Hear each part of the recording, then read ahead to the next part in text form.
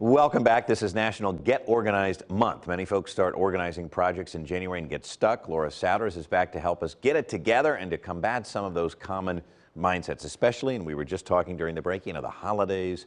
Now we have to clean up, whether you have kids or not. It's like, let's clean up, let's get organized as we head into 2022. Exactly. Everybody wants to get organized. Yep. And the problem with getting organized is we want it all done at once. We want our whole Guilty. house done. Yeah. Yeah. And that's really setting you up for problems, saying I want the whole thing done right away. Because you do a little bit here and there, Yep. and you end up not finishing any space, and you get overwhelmed. Well, and we just had a fitness expert on yesterday. He said start with small steps. And really, that's your message too, right? Start small? Start small. Okay. Start with one room or one space that you're Okay. going to be committed to. Because once you finish that, you'll feel motivated to move on to other spaces. But with that one space, the biggest thing I find is we talk about the first thing is setting the goals for the space, what you want it to be. That's my first step of organizing. Yep. Second step is purging. And really, when people are purging, that's where they get stuck. Yes. Now, I have no problem with it. My wife does, but she actually purged a lot of the older toys that we had that the kids didn't need, and we gave them away to some folks, threw them out. But why is that so hard for some people? Well, there's a lot of reasons why it's hard, but one of the biggest ones I hear when I'm speaking to groups about decluttering and downsizing is, I could use it someday. Right. I might be able to use that. But will you?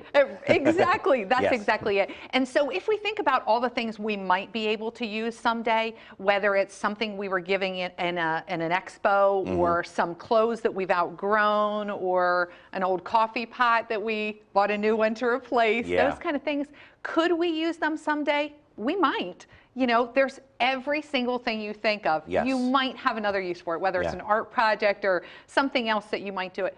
But exactly like you said, will you? Yeah. If you're going to keep those things and all that stuff in the junk drawer, I don't know what this is, I don't know what this is, we'll keep it just in case. Yeah. Are you going to remember it when you have to find it? Correct. And then are you really achieving that goal of getting organized? Right. Because you need the space, and if you don't have the space, that's step one. Now, you also say we shouldn't really think about this is kind of letting go, but really think about what you're gaining if you do let the stuff go, right? Right, exactly. Not only are we saying you're not just letting it go, it's not going just to the trash. Right. We always talk about how to recycle it, how to donate it, so someone else is going to get the benefit of it. If you say, I've bought this and I need to keep it because I now have it or it's in my possession, I need to use it, sometimes that means no one gets to use it. Yeah. So the gift of giving it to someone else is something we can gain, or recycling it and someone else can get use of it. But also our space. People are always talking about, I don't have enough room, I don't have enough space, and really that's what we want. So we're getting our space, we're getting calmness, and we're getting functionality and efficiency in our areas. Which is what we want. All right, tell us where we can get your book, and also you're featured in a magazine, right? I am. Okay, and let's the talk about magazine, it. yes, Yep. you can get my book on Amazon. Okay. And the magazine Better Homes and Gardens, Secrets of Getting Organized, is also on newsstands now, and I am in the Sanity Savers section, a featured expert, talking about what to do with all those things you're getting rid of. Perfect. Laura, thanks so much, and we'll have you back on here in 2022 as always. Thank you. Good to see you. Happy New Year. Stay with us. We're coming right back.